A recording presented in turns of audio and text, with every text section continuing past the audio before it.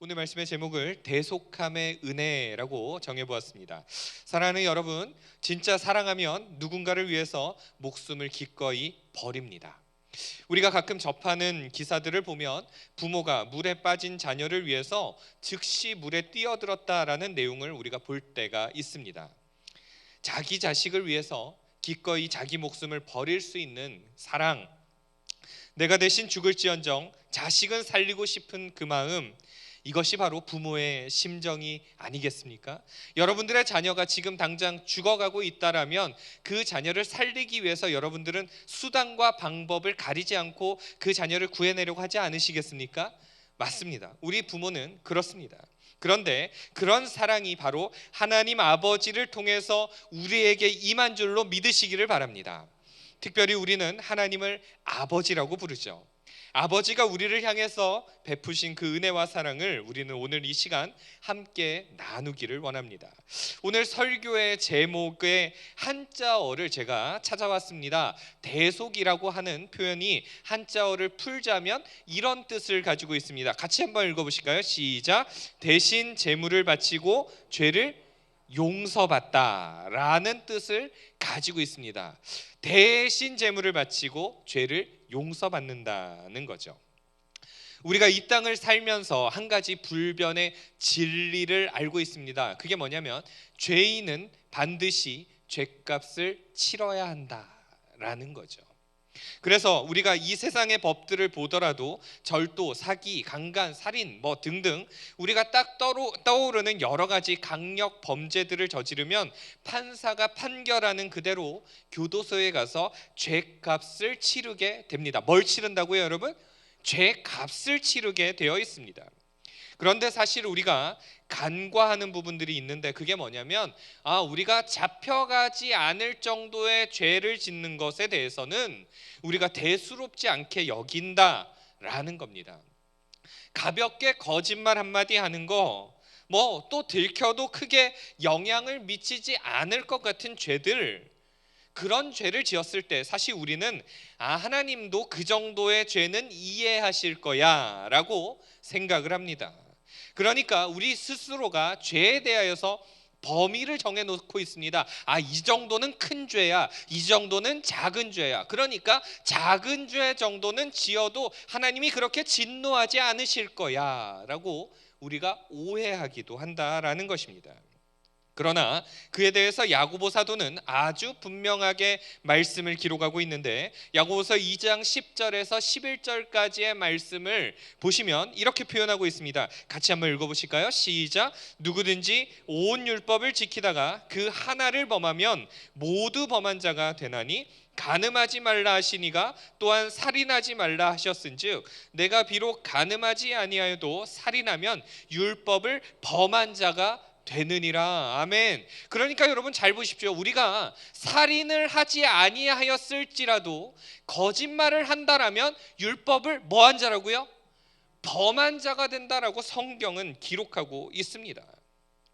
단순히 작은 죄 지은 것은 괜찮을 줄 알았는데 하나님은 그 작은 죄 하나로도 이미 큰 죄와 동일하게 죄인이다라고 말씀하시죠. 나 정도면 괜찮은 사람이야 라고 생각할지라도 하나님은 우리의 마음과 생각과 중심을 보십니다. 심지어 우리가 살면서 기억조차 하지 못했던 스쳐 지나가는 죄들까지도 하나님은 분명히 알고 계십니다.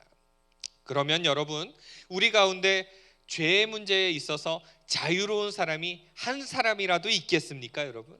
단 한 사람도 없다라는 것을 우리는 고백하게 됩니다. 그래서 오늘 본문 13절, 드디어 이제 오늘 본문을 보면 이런 내용이 등장하고 있습니다. 그러므로 너희 마음에 허리를 동이고 근신하여 예수 그리스도께서 나타나실 때 너희에게 가져다 주실 은혜를 온전히 바랄지어다 라고 기록합니다. 예수 그리스도께서 우리에게 가져다 주실 은혜를 바라보라는 거죠. 은혜가 뭡니까, 여러분? 공짜로 주시는 것을 우리는 은혜라고 말합니다.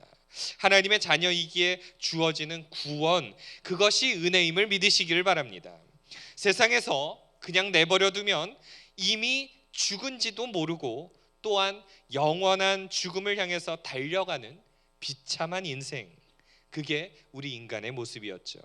예수를 안 믿는 사람들이요, 여러분 생각해 보시면 왜 복음을 받아들이지 않을까요? 안 믿는 사람들이 왜 예수 안 믿을까요? 그들 스스로가 죽은 줄 인식하지 못하기 때문입니다. 영적으로 죽어 있다는 사실을 모르기 때문이고 느끼지 못하기 때문입니다. 자기 육체가 살아 있으니까 영적으로 사망했다라는 것을 모른다는 것입니다. 느끼지 못하니까 자기가 살아 있다라고 착각하고 있는 것입니다. 내 몸이 아직 살아 있는데 왜 내가 나보고 죽었다라고 말하느냐라고 말합니다. 그래서 로마서 1장 28절의 말씀을 보면 이런 내용이 있습니다. 예수를 믿지 않는 악한 죄인들이 어떤 모습이냐? 한번 같이 읽어보실까요? 시작. 마음에 하나님 두기를 싫어한다라는 겁니다. 죄인의 특징이 뭐냐? 마음에 하나님 두기를 싫어한다라는 것입니다. 하나님을 믿기를 거부한다는 것입니다. 죄인은 이미 죽었을 뿐만이 아니라 하나님을 그 마음속에 두는 것조차 싫어합니다. 어둠이 빛을 좋아하겠습니까, 여러분? 한번 생각해 보시겠습니까? 어둠이 빛을 좋아하겠습니까? 죄가 죄인지조차도 모른 채 영원한 죽음을 향해서 가고 있는 비참한 삶이다라는 거죠. 그것이 14절의 내용입니다. 자기의 생각대로, 자기의 욕심대로, 자기 마음대로 살아가는 것이 죄인된 인간의 모습이다라는 겁니다. 그래서 사사기의 마지막 말씀을 보면 21장 25절의 말씀을 보면 이런 내용들이 등장하고 있습니다. 우리 또 이 말씀도 같이 한번 읽어보실까요? 시작. 그때 이스라엘에 왕이 없으므로 사람이 각기 자기의 소견에 옳은 대로 행하였더라. 아멘. 여러분 한번 여쭙겠습니다. 사사기로 돌아가서 이스라엘 민족에게 왕이 누굽니까? 또한 우리의 왕이 누굽니까, 여러분? 모르세요? 하나님 모르세요, 여러분? 자, 이스라엘 민족의 진짜 왕이 누굽니까, 여러분? 하나님이시죠. 우리의 진짜 왕이 누구십니까? 하나님이시죠. 여호와 하나님이십니다. 그런데 왕이 없다라는 말이 단순하게 다스리는 사람이 없다라는 그런 표현이 아니라는 거죠. 여호와 하나님을 왕으로 인정하지 않았다라는 것입니다. 나의 주인으로 인정하지 않았다라는 것입니다. 그러므로 어떻게 사느냐? 자기 소견에 옳은 대로, 자기의 생각하는 뜻대로 내가 판단할 때 이거는 그래 맞는 거야. 그럼 내 뜻대로 살면 되겠네. 한마디로 자기 맘대로 살았다, 이런 말입니다.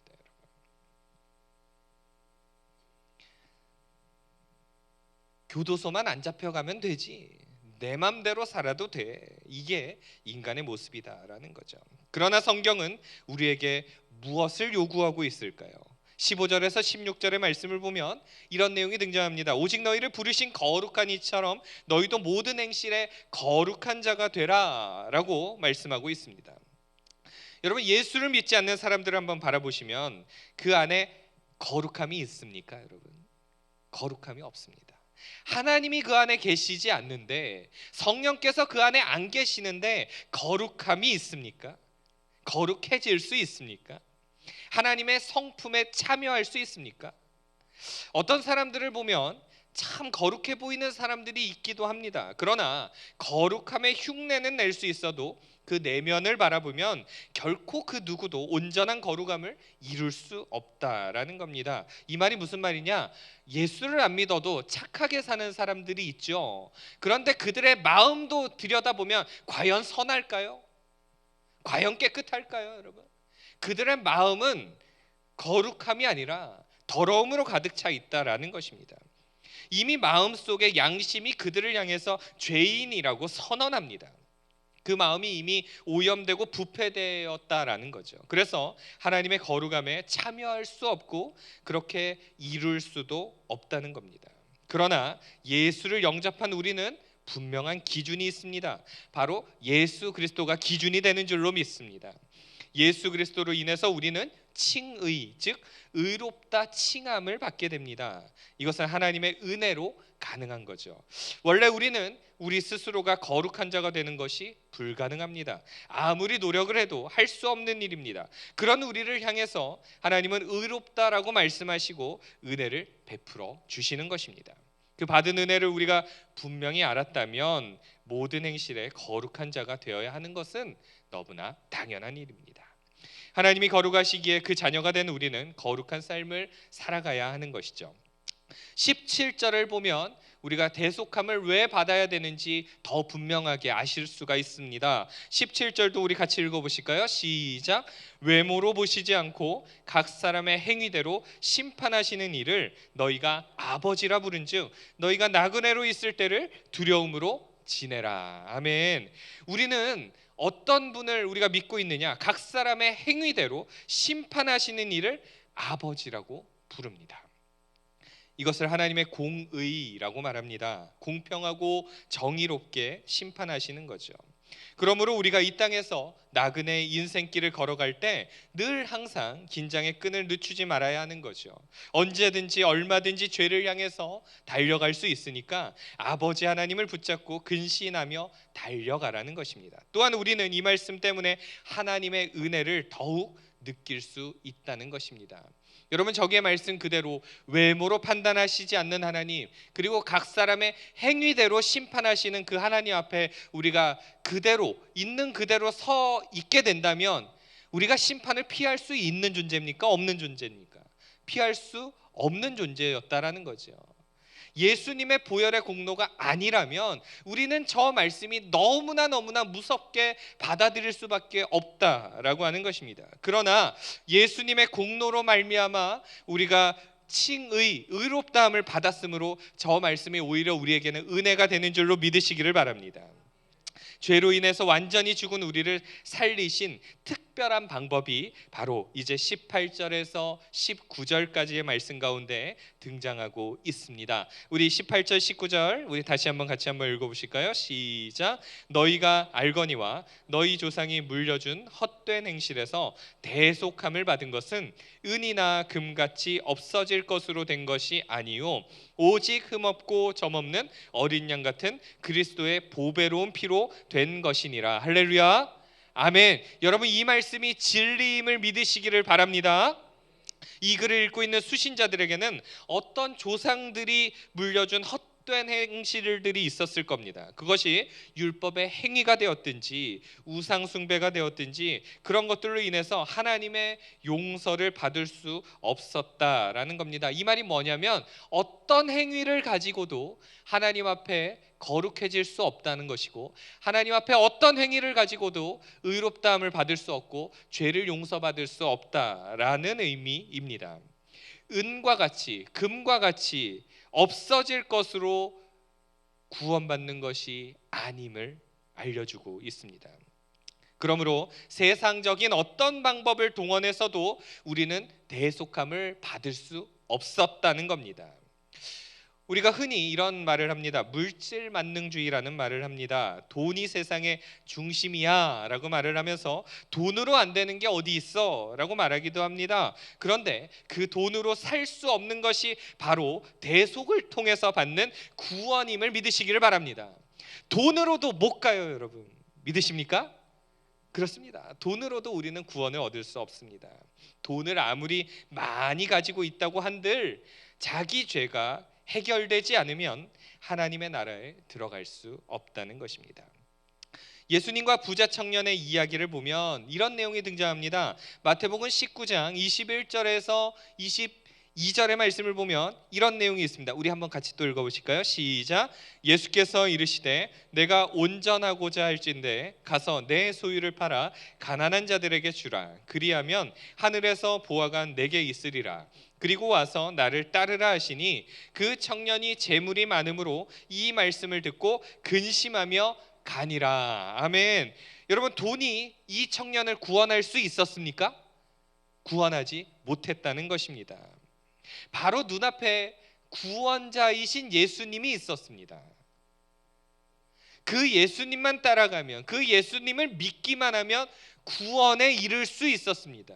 자기 죄의 문제가 해결될 수 있었습니다. 의인으로 칭함받을 수가 있었습니다. 하나님의 자녀로 살아갈 수 있었습니다. 더 나아가서 이 땅의 삶이 맞춰지면 천국에 들어갈 수도 있었습니다만 그 청년이 재물이 많으므로 그 재물 때문에 예수님을 따라가지 않았다는 것입니다. 사람들은 누구나 자기가 의지하는 한 부분이 있습니다. 그게 재산일 수도 있고 사랑하는 누군가일 수도 있습니다. 그런데 그런 것들이 우리를 구원받게 할 수 있을까요? 잠시 잠깐 우리의 마음을 즐겁게 할 수는 있어도 우리의 영혼을 구원받게 할 수는 없다라는 것입니다. 그런 것들은 시간이 지나면 우리를 떠납니다. 영원하지 못한 것들이죠. 물질이 우리 가운데 영원히 우리 가운데 옆에 있을까요? 그렇지 않다는 거죠. 그러면 무엇이 우리를 하나님과 연결시켜 줄 수 있을까요? 무엇이 우리를 죄로부터 자유롭게 할 수 있을까요? 대속함을 받을 수 있는 유일한 방법은 예수 그리스도께서 피를 흘림으로 이루어진 줄로 믿습니다. 우리가 대속함을 받는 것, 우리의 죄 문제가 해결되어지는 것, 우리가 우리 힘으로 씻을 수 없는 그 죄의 문제가 영원히 용서받게 될 수 있는 유일한 방법은 예수님이 십자가 지셨다는 사실을 믿는 것 외에는 아무것도 다른 방법이 없다라는 것입니다. 구약 시대를 바라보면 재물을 가지고 옵니다. 가장 좋은 거, 흠이 없고 점이 없고 가장 좋은 것들을 가지고 옵니다. 그리고 그 재물을 통해서 자기 죄를 용서받습니다. 그 동물은 자기의 죄가 아님에도 불구하고 이 사람에 의해서 대신 죽임을 당합니다. 그 죄를 전가받음으로 동물이 대신 죽습니다. 그 어린 양이, 그 제물이 바로 예수 그리스도의 예표 아니겠습니까? 구약 시대에 예수 그리스도의 모형이었던 어린 양이 신약으로 넘어와서 실체로 이 땅에 오신 것이 바로 십자가의 사건입니다. 그 예수님께서 보배로운 피를 우리 대신 흘림으로 구원에 이르게 된 줄로 믿습니다. 여러분, 원래는 누가 피를 흘려야 됩니까? 나입니다, 여러분. 누가 십자가에 못 박혀야 됩니까? 나입니다. 내가 내 몸으로 실제 그렇게 십자가에 매달려서 죽어야 한다면 얼마나 고통스러울까요? 이 땅에서 그런 고통을 경험하지 못한다라고 할지라도 죽음 이후에 지옥에서 그 고통을 당해야 한다라면 그 십자가와 같은 고통을 지옥에서 경험해야 된다라고 한다면 어떤 심정이시겠습니까? 그 형벌을 예수 그리스도가 대신 담당했기에 우리는 십자가를 지지 않고도 믿음으로 하나님을 바라볼 수 있게 된 줄로 믿습니다. 21절의 말씀을 보면 이런 내용이 나옵니다. 너희는 그를 죽은 자 가운데서 살리시고 영광을 주신 하나님을 그리스도로 말미암아 믿는 자니 너희 믿음과 소망이 하나님께 있게 하셨느니라. 하나님을 누구로 말미암아 믿는 자입니까? 죄로 인해서 영원한 단절을 경험한 우리가 예수 그리스도로 말미암아서 믿게 된 것입니다. 그로 인해서 우리에게 믿음과 소망이 주어진 것이죠. 영원한 죽음에서 소망으로 인생 역전이 발생된 것입니다. 마지막으로 베드로는 오늘 본문 24절에서 25절까지의 말씀을 가지고 이렇게 표현하고 있습니다. 같이 또 읽어보실까요? 시작. 그러므로 모든 육체는 풀과 같고 그 모든 영광은 풀의 꽃과 같으니 풀은 마르고 꽃은 떨어지되 오직 주의 말씀은 있도다 하였으니 너희에게 전한 복음이 곧 이 말씀이니라. 아멘. 베드로는 이사야 40장 6절에서 8절의 내용을 인용하고 있습니다. 우리의 인생의 마지막이 이와 같다는 것입니다. 하나님 보실 때 우리는 풀과 같고 우리는 꽃과 같고 잠시 지나쳐가는 그런 안개와 같은 인생이다라고 하는 것입니다. 아무리 이 땅에서 대단한 지위를 소유하고 영광을 가지고 있을지라도 때가 되면 다 사라진다는 것입니다. 우리가 이 땅에서 명예를 가진다라고 할지라도 한두 세대만 지나쳐가도 다 잊혀지게 됩니다. 물질을 아무리 가지고 있다라고 할지라도 그 물질 단 1원도 천국에 가지고 가지 못합니다. 우리는 그냥 내버려 두면 망할 수밖에 없는 그런 존재였습니다. 그런 우리를 긍휼히 여기셔서 예수님을 대속물로 보내셨습니다. 여러분, 이것이 하나님의 진짜 은혜 아니겠습니까? 대속의 은혜를 우리는 받아 누리게 되었습니다. 고난주간을 우리가 보내고 있습니다. 예수님께서 이 땅에 오셔서 무엇을 하셨는지, 왜 죽으셨는지 그것을 나누고 있습니다. 우리가 1년 동안 다 예수님의 고난을 날마다 묵상하는 것이 쉽지 않을지라도 단 이번 일주일만이라도 예수님이 이 땅에 왜 오셨는지, 왜 대속물이 되어 주셨는지 이것을 좀 묵상해 보시면서, 그럼에도 불구하고 나를 살려주시고 구원해 주신 그 하나님 아버지의 사랑, 그것도 한번 묵상해 보시면서 감사함으로 이번 한 주를 또 남은 시간들을 보내보실 수 있는 그런 저와 여러분들 모두가 되어지기를 간절히 소망합니다. 기도하겠습니다.